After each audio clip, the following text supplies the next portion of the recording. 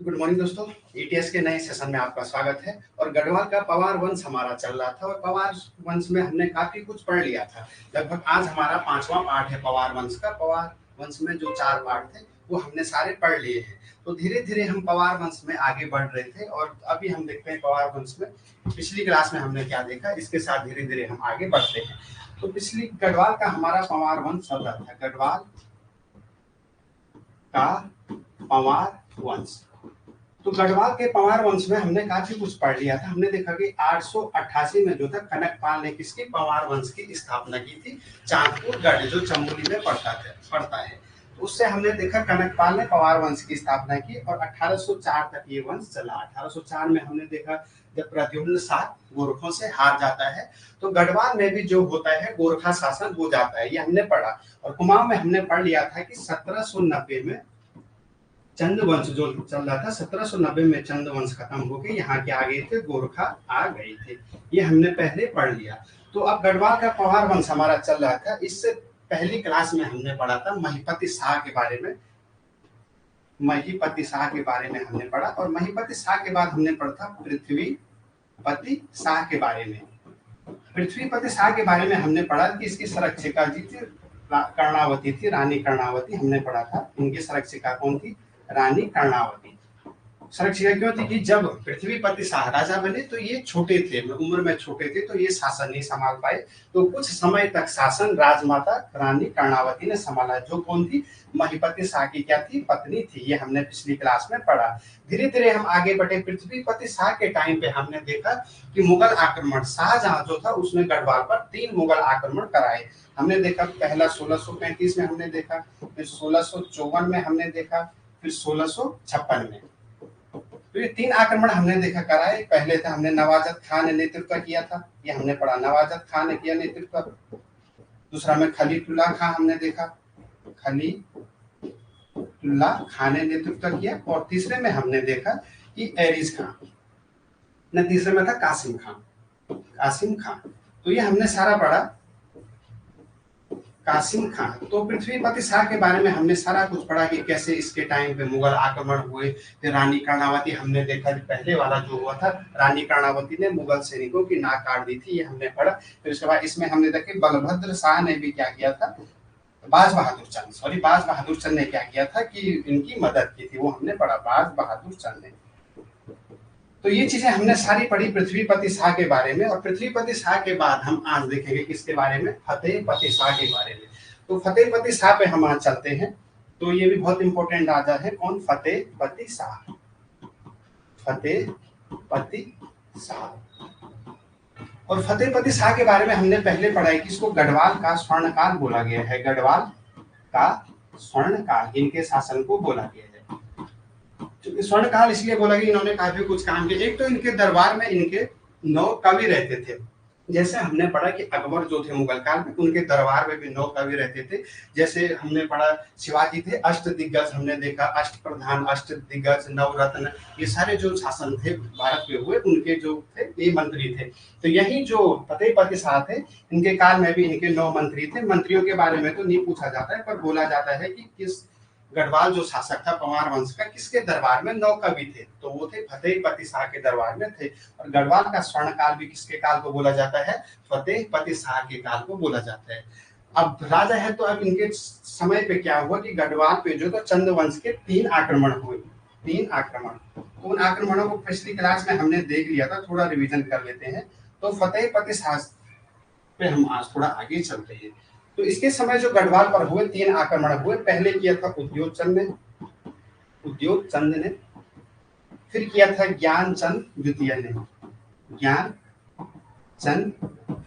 ने, फिर किया था किसने? जगत चंद ने। तो ये चीजें पूछी जाती हैं कि गढ़वाल पर किसने आक्रमण किए, किसके बीच कौन सा युद्ध हुआ, तो ये सारे पूछे जाते हैं। तो अब धीरे धीरे आगे हम बढ़ते हैं। तो 1678 में पहला युद्ध किया किसने? उद्योग चंद ने। 1678 में हमने पढ़ा था, फिर 1679 में हमने पढ़ा था, फिर 1680 में हमने पढ़ा था। तो 1678 में देखा लोहबागढ़ को किसने? उद्योगचंद ने। लोहबागढ़ को, फिर बधानगढ़ को ही हमने पढ़ा था। फिर 1680 में हमने जब पढ़ा था कि गढ़वाल का राजा कौन था?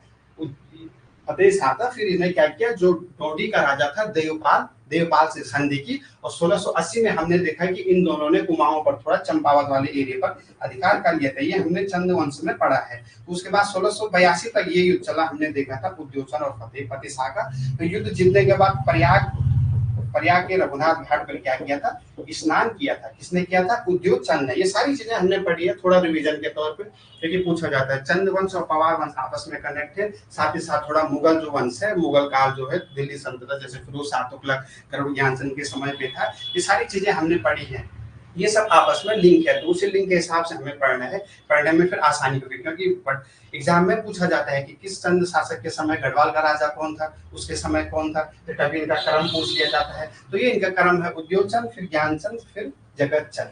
अब यहाँ इन्होंने किया 1699 में, किसने किया, ज्ञानचंद द्वितीय ने किया, और बधानगढ़ को लूटा। ये हमने देखा था, बधानगढ़ को लूटा, और यहाँ से नंदा देवी की मूर्ति ले गए और मल्ला महल में रख दिया, नंदा देवी की मूर्ति। और ये मैंने पहले भी बताया था कि उसके बाद क्या हुआ कि 1709 में किसने किया था, जगतचंद ने गढ़वाल पर आक्रमण किया था। इसने श्रीनगर तक को लूटा था, श्रीनगर तक आक्रमण किया था। ये पिछली क्लास में हमने पढ़ा था। श्रीनगर तक किसने किया, जगतचंद ने किया, ये हमने पढ़ा था। और ये भी पढ़ा था कि साथ में क्या हुआ कि भाई साहब को यहाँ नंदा देवी की मूर्ति नहीं मिली, तो खुद इन्होंने 200 असरफियों से क्या किया, 200 असरफियों से मूर्ति बनाई, किसकी, नंदा देवी की, और मल्ला महल में रख दी। विजय प्रतीक के तौर पे यहाँ से मूर्तियां ले जाते थे। भास बहादुर चंद हमने पढ़ा, फिर हमने देखा उद्योगचंद, फिर ज्ञानचंद द्वितीय हो गया, फिर हो गया जगतचंद। ये जब भी गढ़वाल पर आक्रमण करते थे, यहाँ जब जीतते थे, तो कुछ ना कुछ यहाँ से ये विजय के तौर पे ले जाते थे कि विजय प्रतीक, भाई यहाँ हम जीते, हम ये ले लिए, तो ये हमारा वो सबूत है मतलब जीतने का, तो ये ले जाते थे। तो हमने देखा कि जब इनको मिला नहीं जगतचंद को, तो जगतचंद ने क्या किया, 200 सदस्य से खुद मूर्ति बनाए और मल्ला महल में रख दी। तो ये चीजें हमने कल की क्लास में सारा कुछ पढ़ लिया था। अब आगे हम देखते हैं फतेहपति शाह के कुछ अभियान, कुछ आक्रमण जो फतेहपति शाह ने किए। तो अब धीरे धीरे हम आगे बढ़ते हैं। तो फतेहपति शाह के हम आक्रमण देखते हैं। फतेहपति शाह, तो फतेहपति शाह का कार्यकाल शुरू ही हुआ, तो इसके टाइम में देखो सीधे 3 जो चंद शासक थे उन्होंने आक्रमण किया, यहाँ लूटा। तो फतेहपति शाह के टाइम पे बहुत आक्रमण गढ़वाल पे हुए, ये हमने देखा। तो 1685 में एक युद्ध आता है। 1685 में सिरमौर के राजा पर क्या किया, आक्रमण किया। किसने किया, फतेहपति शाह ने, और विराटगढ़ को अपने अधिकार में ले लिया। जो नीचे देहरादून वाला एरिया है, ये वाला एरिया, तो इस वाले एरिया पे क्या किया, इसको अपने अधिकार में ले लिया। किसने, फतेहपति शाह ने। तो धीरे धीरे 1685 में ये युद्ध हुआ।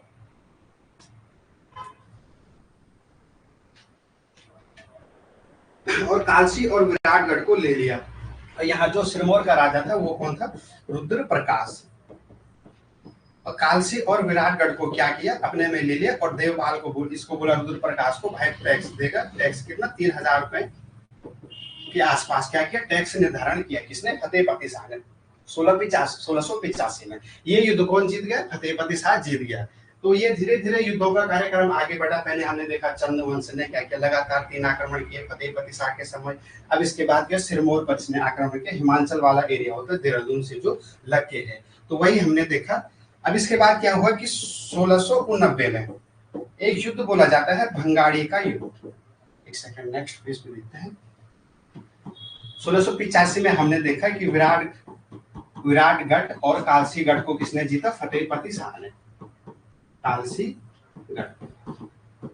अब एक आता है 1689 में, 1609 में भंगाड़ी का युद्ध आता है, भंगाड़ी का युद्ध।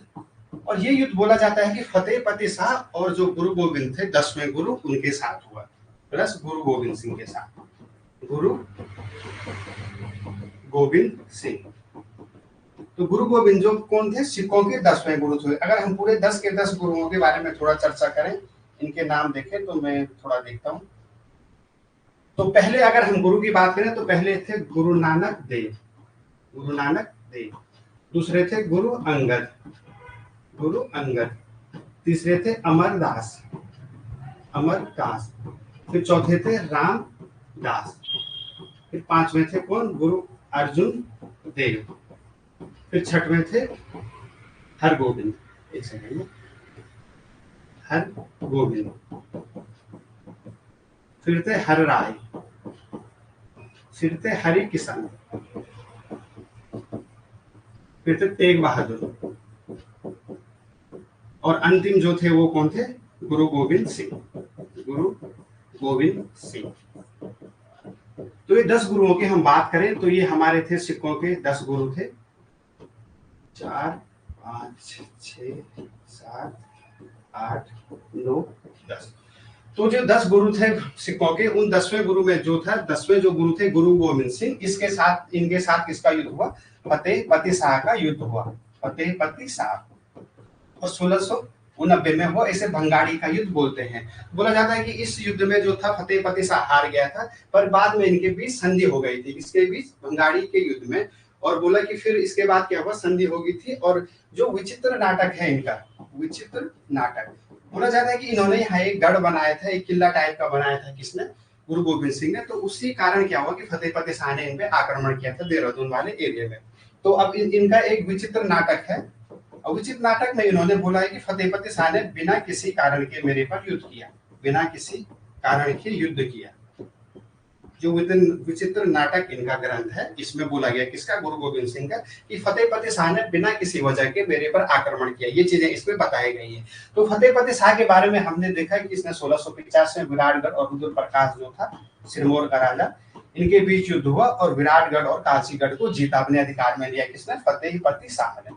ये चीजें पूछी जाती है एग्जाम में, तो ये हमें याद रखनी जरूरी है। फतेह पति शाह। तो फिर 1690 में भंगाड़ी का युद्ध पूछा गया है। भंगाड़ी का युद्ध गुरु गोविंद सिंह 10वें गुरु जो थे, और 10 के 10 गुरुओं की लिस्ट ये है। पहले गुरु नानक देव हो गया, फिर गुरु अंगद, फिर गुरु अमरदास, फिर अकबर ने 500 बीघा जमीन दी, फिर हमने देखा हरमंदिर साहिब आदि ग्रंथ की रचना की, ये सब पढ़ा है। फिर हर गोविंद, हर राय, हर किशन, तेग बहादुर, और इनका शीशगंज में इनकी गर्दन को काट दी थी, शीशगंज में इनका गुरुद्वारा है, ये भी हमने पढ़ा है। तो ये सारी चीजें। तो 10वें गुरु गुरु गोविंद सिंह के साथ किसका युद्ध हुआ था? ये हुआ था फतेह पति शाह का, इसे भंगाड़ी का युद्ध बोलते हैं। 1689 में हुआ था। और इसी समय क्या बोला जाता है कि इन्होंने क्या किया था कि जो गुरु राम राय थे, गुरु राम राय, गुरु राम राय को उन्होंने 3 गांव दान दिए थे। तो 3 गांव देख लेते हैं हम। गुरु राम राय, गुरु राम राय को 3 गांव जो थे वो दान दिए थे। किसने दिए थे? फतेह पति शाह ने। ये पूछा गया एग्जाम में। और इसके बाद प्रदीप शाह अलग आते हैं, उन्होंने जो दिया था सिख दरबार को दिए थे। उन्होंने 4 दिए थे। तो उन्होंने क्या दिए थे? सिख दरबार को दिए थे, किसी पर्सनल व्यक्ति को नहीं दिए थे। पर हाँ, फतेह पति शाह के बारे में आएगा। इन्होंने जो 3 गांव दिए थे वो पर्सनल व्यक्ति को दिए थे, गुरु राम राय को दिए थे। कब? 1675 में। तो राजपुर, चामाशाही और खुड़बुड़ा। राजपुर, चामाशाही व खुड़बुड़ा। खुड़बुड़ा तो कब दिया था? सन 1675 में। 1675 में गुरु राम राय को किसने? फतेह पति शाह ने 3 गांव दान दिए थे, राजपुर, चामाशाही और खुड़बुड़ा। वही 1804 में हमने देखा देहरादून वाले एरिया खुड़बुड़ा का युद्ध हुआ था, जिसमें प्रद्युम्न शाह मारा जाता है। ये हमने पढ़ा।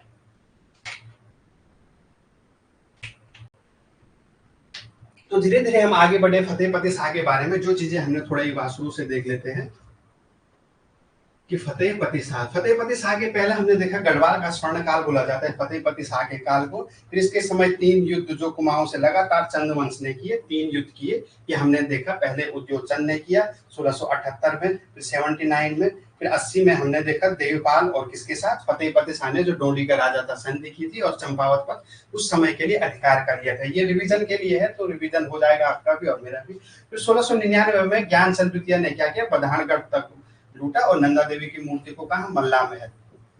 और ये सारे महल हमने देखे थे चंद वंश में किसने बनाए, क्या बनाए? तो मल्ला महल बनाया था रुद्रचंद ने, ये हमने पढ़ा था। फिर उसके बाद 1709 में हमने देखा किसने किया? जगतचंद ने। मैंने बोला था कि टाइम्स लगभग 10 वर्ष का ही समय मिल रहा है, और 10 वर्ष में हमने देखा कि गढ़वाल वाले सोने की मूर्ति नहीं बना पाए थे, तो भाई साहब ने 280 रुपयों से क्या किया? खुद मूर्ति बनाई। तो उसके बाद फतेह पति शाह के बारे में हमने देखा कि 1685 में क्या किया? सिरमौर अभियान किया, रुद्र प्रकाश था, और यहाँ विराटगढ़ और काशी को जीता। फिर 1689 में भंगाड़ी का युद्ध जो हमने अभी देखा गुरु गोविंद सिंह के साथ हुआ, किसका? फतेह पति शाह का। ये हमने सारे देखा। और सारे हमने क्या देखे कि 10 के 10 जो गुरु थे, सिख गुरु थे 10 के 10, वो हमने सारे देखे। तो 10वें गुरु गुरु गोविंद सिंह के साथ क्या युद्ध हुआ था? भंगाड़ी का युद्ध हुआ था। ये पूछा जाता है कि भंगाड़ी का युद्ध किसके बीच हुआ था? तो गुरु गोविंद सिंह और फतेहपति शाह के बीच 1669 में हुआ था। फिर इसके बाद हमने 10 के 10 गुरुओं के नाम देखे। कभी आ जाता है 6वें गुरु, 7वें गुरु, 5वें गुरु, तो ये क्रम हमें याद रखना है सिख गुरुओं के। फिर इसके बाद हमने देखा कि विचित्र नाटक जो है गुरु गोविंद सिंह का, उसमें बोला गया कि भाई फतेहपति शाह ने बिना किसी कारण के युद्ध किया था, ये हमने देखा। अब फतेहपति शाह के बारे में हम आगे देखते हैं। नवरत्नों के बारे में हमने देखा कि नवरत्न उनके दरबार में रहते थे, इसलिए गढ़वाल का स्वर्णकाल बोला जाता है। फिर अब हम आगे बढ़े तो हमने देखा कि 1675 में गुरु राम राय को क्या दिए, 3 गांव दान दिए। किसने दिए? फतेहपति शाह ने। तो ये जो पर्सनल व्यक्ति के बारे में पूछेगा गुरु राम राय को, तो वो किसने दिए? फतेहपति शाह ने दिए। अगर पूछा जाएगा सिख दरबार को किसने दिए, धामू वाला, भूपत वाला, वो जो इसके बाद हम पढ़ेंगे मियाँ वाला, वो किसने दिए थे? वो दिए थे हमारे प्रदीप शाह ने, वो दिए थे प्रदीप शाह ने। वो सिख दरबार को दिए थे। सिख दरबार अलग है और राम राय जी अलग है। तो राजपुर हो गया, चामासाई हो गया और खुरबुड़ा, ये 3 ग्राम दान दिए। किसने दिए? फतेहपति शाह ने। किसको दिए? राम राय को। ये चीजें हमने पढ़ी। अब हम आगे चलते हैं। आगे इनके, अब ये राजा बड़े, जो फतेहपति शाह था ये बड़ा राजा था, इतने युद्ध जीते, वो जीते, तो इन्होंने एक अष्टकोणीय मुद्रा अपनी वो की। जैसे हमने पढ़ा था पहला स्वतंत्र राजा हमने देखा था लखन देवपाल के बारे में हमने पढ़ा था। लखन देवपाल और लखन देवपाल ने क्या किया था, एक अपनी मुद्रा की थी और उसमें अपना नाम लिखा था, ऐसे देव, ऐसे हमने पढ़ा था, पाल ऐसे की। तो इन्होंने भी अपना क्या किया, इन्होंने एक अष्टकोणीय, ऐसे अष्ट डिजाइन में जिसके अष्ट कोने होंगे, ऐसे अष्टकोणीय मुद्रा किसने की? ये की फतेहपति शाह ने। फतेहपति शाह, इन्होंने अपनी एक अष्टकोणीय मुद्रा बनाई। 1 2 4 5 6 7 8, तो अष्टकोणीय एक मुद्रा बनाई और इस मुद्रा को कहाँ रखा? बद्रीनाथ जो था, बद्रीनाथ में इस मुद्रा को रखा। किसने रखा? फतेहपति शाह ने। तो ये जो इन्होंने अष्टकोणीय मुद्रा जारी की, मुद्रा बनाई, इसको कहाँ रखा? बद्रीनाथ जो मंदिर है हमारा, बद्रीनाथ मंदिर में रखा। तो फतेहपति शाह के बारे में जो जो चीजें हैं वो सारी इंपॉर्टेंट है, जिनके बारे में भी हमने चर्चा की। और ये अष्टकोणीय मुद्रा बद्रीनाथ भगवान को क्या की? समर्पित की। तो यह हमने देखा। फिर इसके बाद क्या होता है कि फतेहपति शाह के समय कुछ ग्रंथों की रचना हुई। उन ग्रंथों के बारे में हम थोड़ा देख लेते हैं। तो फतेहपति शाह के समय, फतेहपति शाह के समय कुछ ग्रंथों की रचना हुई, क्योंकि इनके दरबार में हमने देखा कि दरबार में इनके 9 कवि थे। तो इसलिए इनके जो 9 कवियों थे उनमें से कुछ कवियों ने इंपॉर्टेंट रचनाएं की हैं, तो उसको हम देखते हैं। तो इसमें एक आता है फतेह कर्ण ग्रंथ। फतेह कर्ण ग्रंथ, तो ये आता है जटाशंकर जी का। जो फतेह कर्ण ग्रंथ की रचना की है वो किसने की है? जटाशंकर जी थे, तो जटाशंकर जी ने की है। फिर उसके बाद एक आता है रसराज्य हो गया, फिर वृत्त कौमुदी हो गया, वृत्त कौमुदी, और एक हो गया रस राज्य। तो ये मतीराम जी की हैं दोनों, मतीराम। तो इनकी भी जो रचना हुई थी वो किसके समय हुई थी? वो भी हुई थी फतेहपति शाह के समय। ये फतेहपति शाह के समय जो सारी चीजें इंपॉर्टेंट है उनको हमें ध्यान दिखावे। दोनों मतीराम और एक फतेह प्रकाश हुआ था, वो किया था किसने? रतन कवि ने। फतेह प्रकाश, तो फतेह प्रकाश जो किया था वो किसने किया था? रतन कवि ने।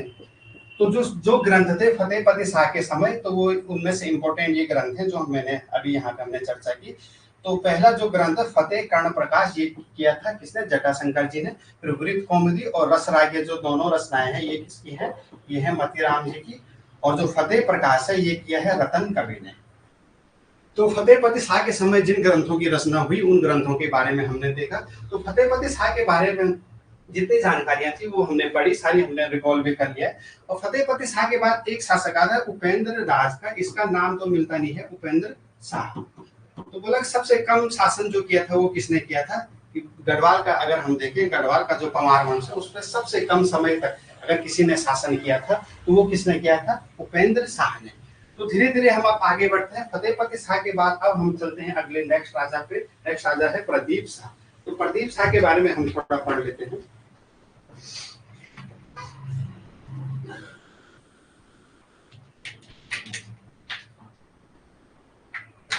तो अब चलते हैं हम प्रदीप शाह पे। फतेहपति शाह हमारा हो गया। फतेहपति शाह के बारे में जो भी इंपॉर्टेंट चीजें थी वो हमने पढ़ी। अब चलते हैं हम प्रदीप शाह के बारे में पढ़ते हैं। तो प्रदीप शाह भी अब ये भी छोटे राजा थे उम्र में, मतलब तो अब इनकी संरक्षिका भी आती है। तो इनकी संरक्षिका थी कनक देई। सबसे पहले हमने पढ़ा था किसका, पृथ्वीपति शाह के बारे में, पृथ्वीपति शाह। फिर हमने पढ़ा फतेह शाह, और फतेह शाह के अब है प्रदीप शाह। और इनकी जो संरक्षिकाएं थी वो एग्जाम में मतलब बहुत बार पूछी गई है, 3-4 बार लगभग ये प्रश्न आ गया है। तो पृथ्वीपति शाह की जो संरक्षिका थी रानी कर्णावती थी, ये हमने पढ़ा, रानी कर्णावती। ये किसकी संरक्षिका थी, पृथ्वीपति शाह की। फतेहपति शाह की संरक्षिका थी राजमाता कटौची। और अब जो प्रदीप शाह जो राजा बने उनकी संरक्षिका थी राजमाता कनक देवी।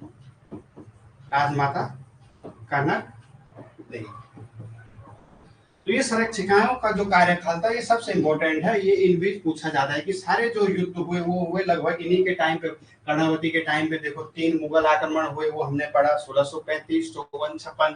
फिर फतेह शाह हमने देखा, राजमाता कटौची। फिर प्रदीप शाह का तो राजमाता कनक देवी इनकी संरक्षिका थी। तो संरक्षिकों का अगर हम बात करें तो ये पूछा जाएगा कभी एग्जाम में कि फतेहपति शाह की संरक्षिका कौन थी, तो राजमाता कटौची। अगर है कि प्रदीप शाह की संरक्षिका कौन थी, तो राजमाता कनक देवी। और पृथ्वीपति शाह की संरक्षिका कौन थी, तो वो तो कर्णावती के बारे में तो हमने बहुत कुछ पढ़ा है। तो आगे चले तो प्रदीप शाह के बारे में हम पढ़ रहे थे। प्रदीप शाह के टाइम पे क्या हुआ कि कनक देवी जो थी इनकी संरक्षिका थी कनक देवी। तो कनक देवी के काल को बोला जाता है रानी राज। अगर कभी पूछा जाएगा कि गढ़वाल का जो है रानी राज की संरक्षिका के कार्यकाल को बोला जाता है, तो वो बोला जाता है किसके काल को, वो बोला जाता है कनक देवी के काल को। तो रानी राज के बारे में अगर हम देखें, रानी राज क्यों बोला जाता है कि इनका एक 5 भाई कठेत थे, कोई 5 भाई थे कठेतों में, 5 भाई थे कोई कठेत। तो उस समय क्या हुआ था कि जो ये 5 भाई कठेत थे, इनको गढ़वाल का शायद काला काल या ऐसा ही कुछ बोला जाता है कि इस समय क्या हुआ था कि जो 5 भाई थे इनकी हत्या कर दी गई थी। इनकी 5 भाइयों की जो थे कठेत थे, इनकी हत्या कर दी गई थी। क्यों कर दी गई थी कि इस समय क्या हुआ था कि जो ये 5 भाई क्या थे, इन्होंने क्या किया कि बेमतलब के टैक्स लगा दिए थे, मतलब बिना बात के कुछ टैक्स इन्होंने जनता पर लगा दिए थे। इस समय काल किसका चल रहा था, प्रदीप शाह का चल रहा था। और शासन किसके हाथ में था, शासन था राजमाता कनक देवी, रानी कनक देवी के हाथ में। बोला जाता है जब 5 भाई कठेतों ने बिना मतलब के मतलब उल्टे सुल्टे टैक्स लगा दिए तो जनता इससे परेशान हो गई। तो ये बोला जाता है कि कहीं सादर सिंह कठेत आता है, सादर सिंह कठेत। तो बोला जाता है कि सादर सिंह कठेत के क्या थे, 5 पुत्र थे। और जब क्या हुआ कि लोग जनता, एक हमने लक्ष्मी चंद के बारे में पढ़ा था कि लक्ष्मी चंद चंदों में हमने देखा था कि 36 प्रकार के टैक्स, 36 रकम 32 कलम हमने पढ़ा था किसमें, चंद वंश में।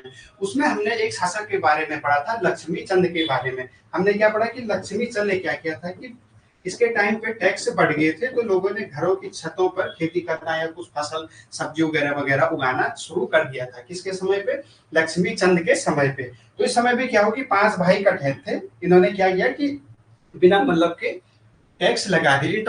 इन टैक्सों में क्या था, एक टैक्स का नाम आता है जैसे चूलिया टाइप का कि जिस घर में जितने चूल्हे हैं उतने टैक्स इसने लगा दिए कि जितने चूल्हे जलते हैं। और प्लस में जितने एक सुपर नाम का टैक्स था कि जिस घर में जितनी औरतें रहती हैं उतने टैक्स, मतलब सुपर टैक्स, और ऐसे कुछ टैक्स लगाए थे। तो जिनसे क्या हुआ था कि जनता परेशान हो गई थी। तो इन टैक्सों के बारे में शुद्ध सुपर टैक्स और चूल का उनका नाम है, जितने चूल्हे हैं और जितने घर में महिलाएं हैं जितने शुभ का काम करती हैं। शुभ हमने देखा है कि अनाज के लिए काम आता है। तो वही इन्होंने क्या किया, टैक्स लगा दिए। और जब इन्होंने टैक्स लगाए तो जनता परेशान होगी। शासन चल रहा था कनक देवी का। तो कनक देवी का एक नाम आता है पुरिया नेथानी का नाम, पुरिया नेथानी। तो पुरिया नेथानी का नाम आता है, गढ़वाल का चाणक्य भी इन्हें बोला जाता है। तो क्या किया कि कनक देवी ने पुरिया नेथानी के साथ मिलकर क्या किया, इनकी हत्या करा दी। इनकी 5 भाइयों की हत्या करा दी। जो 5 भाई थे, 5 भाई कठेत थे, क्या किया, इनकी हत्या करा दी। किसने करा दी, कनक देवी ने।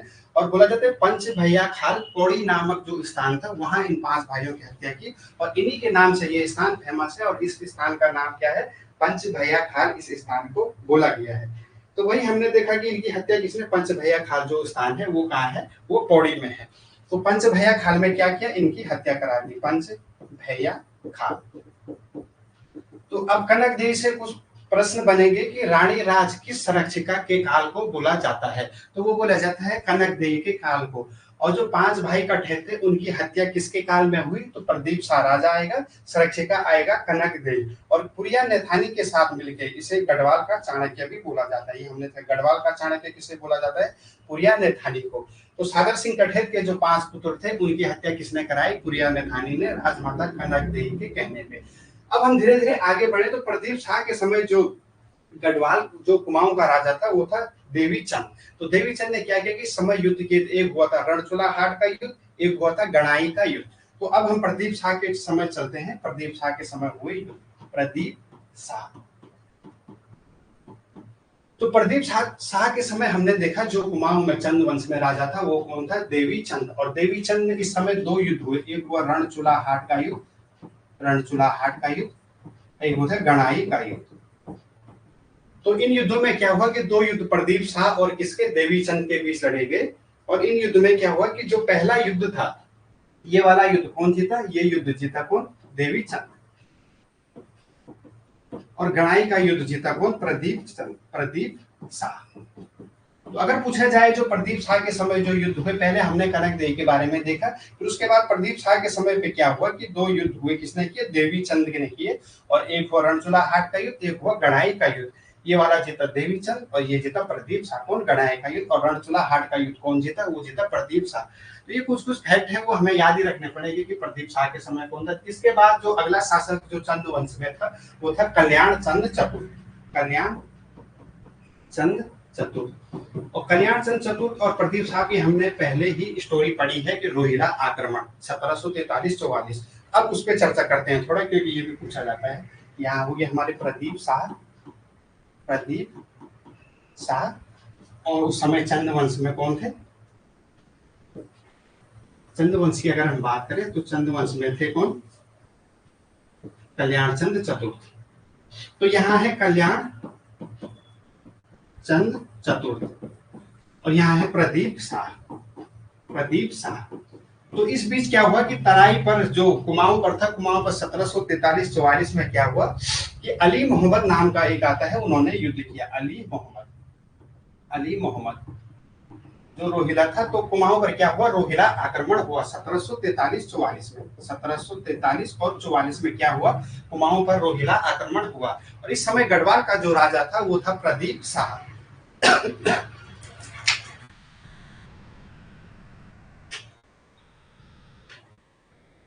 तो गढ़वाल का राजा था प्रदीप शाह। और इस समय जब युद्ध हुआ, अली मोहम्मद ने युद्ध किया, तो उस समय कल्याण चंद चतुर जो था वो क्या था, चंद वंश का राजा था।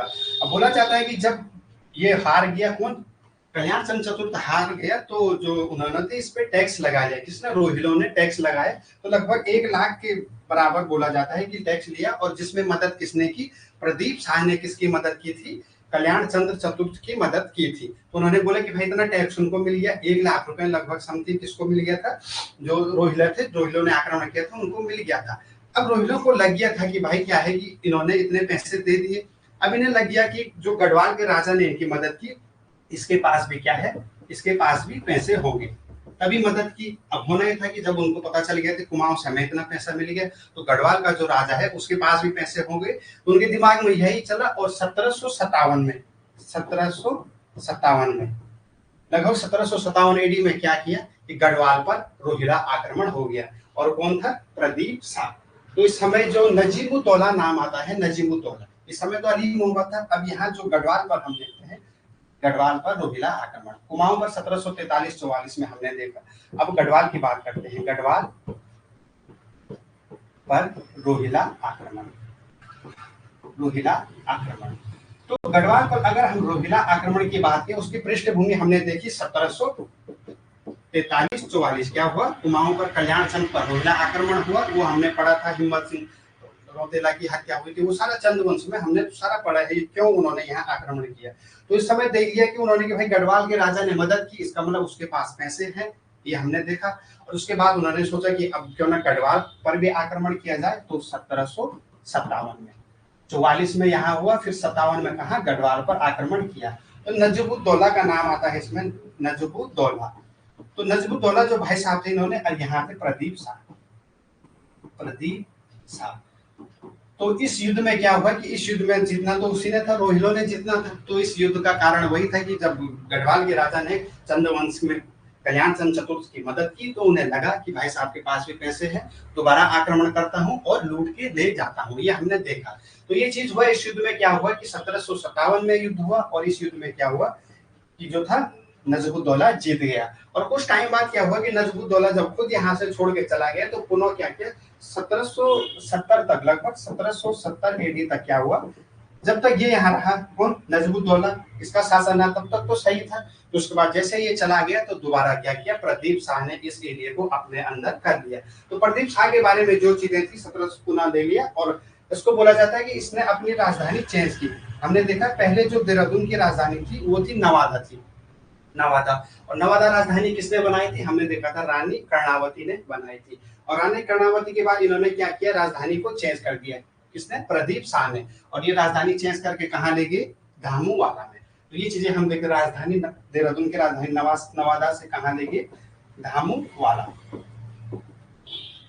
तो प्रदीप शाह के बारे में कुछ चीजें हैं जो हमने फैक्ट पढ़ा। 1757 में क्या हुआ, रोहिला आक्रमण हुआ प्रदीप शाह के समय, नजबुद्दौला ने किया। और 1770 तक क्या हुआ, लगभग 1770 तक ये वाला क्षेत्र किसके अधीन में रहा, रोहिलों के अधीन रहा। उसके बाद जब रोहिला 1770 तक चले गए, फिर प्रदीप शाह ने पुनः क्या किया, जो अपना एरिया था ले लिया, और नवादा से राजधानी ले गया धामूवाला। और धामूवाला इसने राजधानी चेंज कर दी। तो ये चीजें प्रदीप शाह के बारे में आता है कि कनकदेई का जो शासनकाल रानी राज कहलाता है। और पंच भैया खान जो हमने पौड़ी में देखा, उसमें क्या किया कि पुरिया नैथानी के साथ मिलकर क्या किया, इनकी हत्या की। ये सारी चीजें हमने देखी। अब इसके बाद हमने अभी थोड़ा देर पहले पढ़ा था कि सिख दरबार को क्या दिए, 4 ग्राम दान दिए। उन 4 गांवों की हम बात करें, धामूवाला, भूपतवाला, नेक्स्ट पेज पे देखते हैं धामूवाला। धामूवाला जहां अभी देखा, धामूवाला हो गया, भूपतवाला और मियांवाला और पंडितवाड़ी, ये सब जो देहरादून में एरिया है, ये किसने दिया, ये दिया प्रदीप शाह ने दिया। किसको दिया, सिख दरबार को दिया। तो ये सिख दरबार का नाम आएगा तब, अगर फतेहपति शाह ने गुरु राम राय को दिए थे वो अलग थे, वो तो पर्सनल व्यक्ति को, ये मैंने पहले भी चर्चा की थी। और सिख दरबार को दिया, वो किसने दिया थे, प्रदीप शाह ने दिए थे। तो कौन दिए थे, धामूवाला, भूपतवाला, मियांवाला और पंडितवाड़ी, ये किसने दिए थे, प्रदीप शाह ने दिए थे। प्रदीप शाह ने किसको दिए थे, सिख दरबार को दिए थे, सिख दरबार को दिए थे। और जो पहले हमने पढ़ा, ये फतेहपति शाह के समय पे हमने पढ़ा था, वो किसको दिए थे, वो दिए थे हमारे गुरु राम राय को। ये चीजें हमने पढ़ी थी, ये राजपुर, चामाशाही और खुड़गुड़ा। तो अब हम नीचे चलते हैं, राजपुर, चामाशाही और खुड़गुड़ा, ये किसने दिए थे, फतेहपति शाह ने दिए थे। इनमें कंफ्यूजन होता है, राजपुर, चामाशाही और खुड़गुड़ा।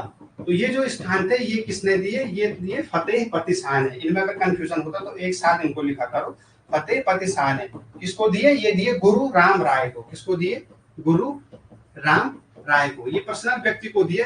और ये दिए किसने, प्रदीप शाह ने जो दिए वो दिए सिख दरबार को। तो इनमें कंफ्यूजन होता है, कंफ्यूजन ना हो इसलिए एक साथ दोनों को रखना है। और ये याद करना है कि सिख दरबार आएगा, कभी भी प्रश्न में दरबार आ गया तो वो आएगा किस, प्रदीप शाह ने दिए दरबार को। और पर्सनल व्यक्ति को आ गया गुरु राम राय को, वो दिए फतेहपति शाह को।